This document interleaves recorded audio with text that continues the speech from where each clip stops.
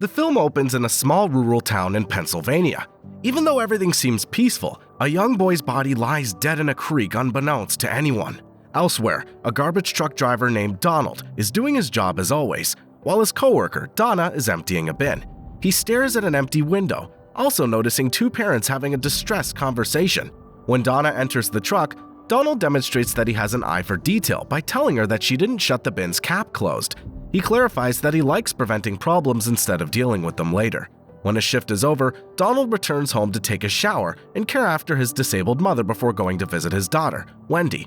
After a quick chat with Wendy's mother, Linda, Donald walks into his daughter's room and they start discussing about Wendy's sports card collection. As she shows him several videos online, they stumble on a social media post made by a young boy, Justin, asking people to inform his family if they happen to see his little brother, Tyler.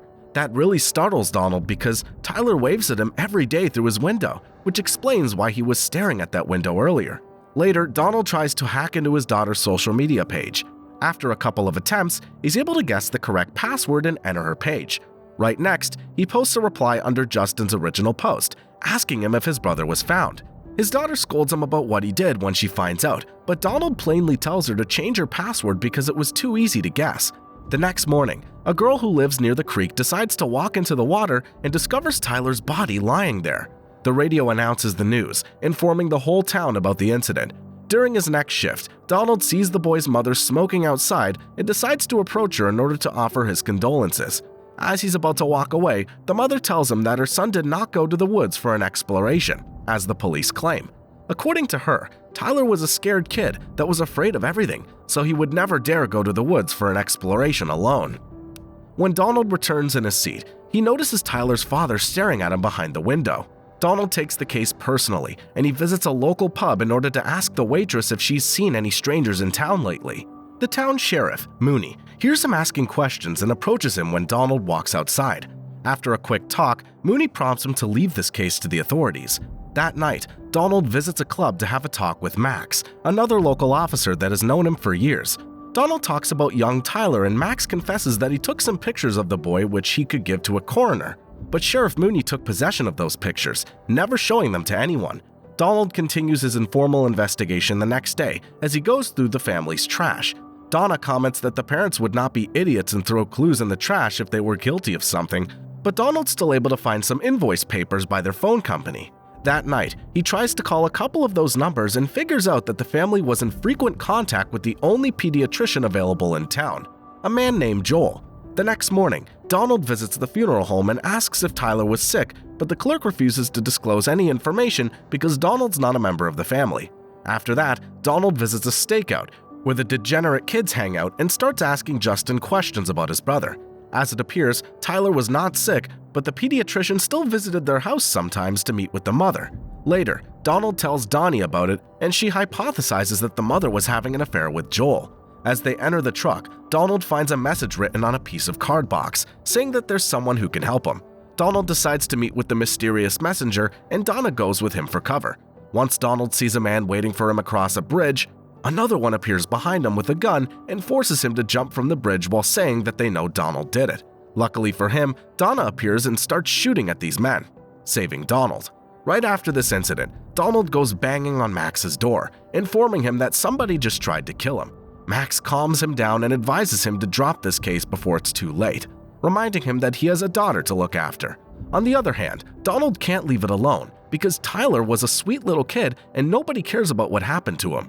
Seeing how persistent Donald is, Max gives him the name of a coroner that's working in the nearest city, but also tells him that he needs solid evidence if he wants to make something out of this case.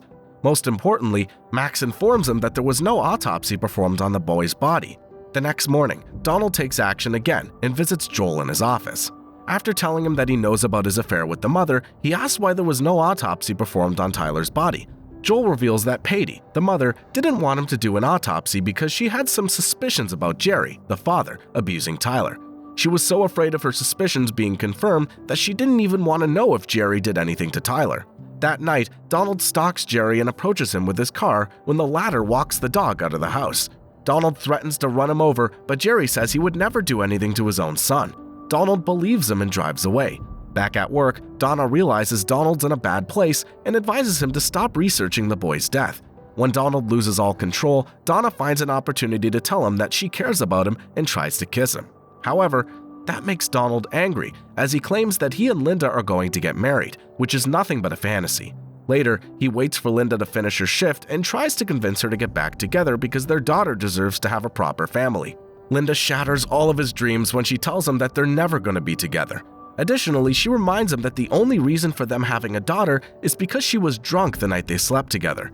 Donald gets infuriated and decides to go berserk on the case. He visits the graveyard and digs Tyler's grave up. He places the coffin with the boy's body on the back of his pickup truck and drives to Pittsburgh to meet Bill, the man Max talked to him about. Upon seeing Bill, Donald lies to him and says he's an investigator, adding that he and Max need Bill's help to figure out if a boy was abused. Bill says he'll have to see the body, never expecting that Donald would plainly take him to his car and show him the body right on the spot. While Donald drives back home, he receives a phone call from Max, who tells him that what he did was insane and he's putting them both in serious trouble.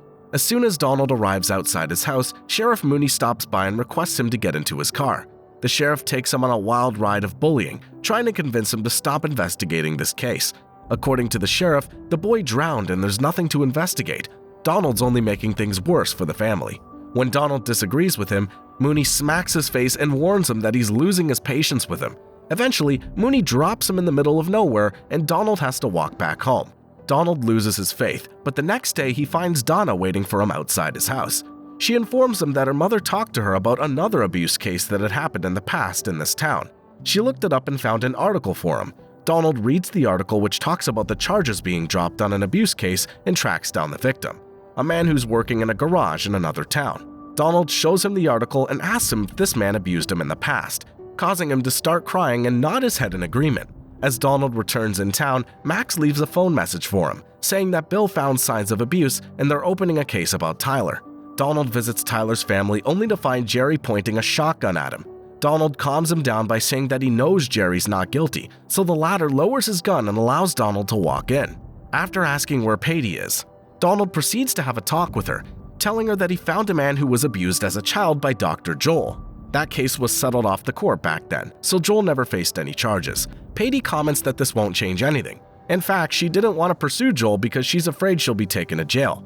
The sheriff told her that the court can deem her guilty of child neglect, but as it appears, the sheriff's been friends with Joel for a long time, so he might be trying to cover for him.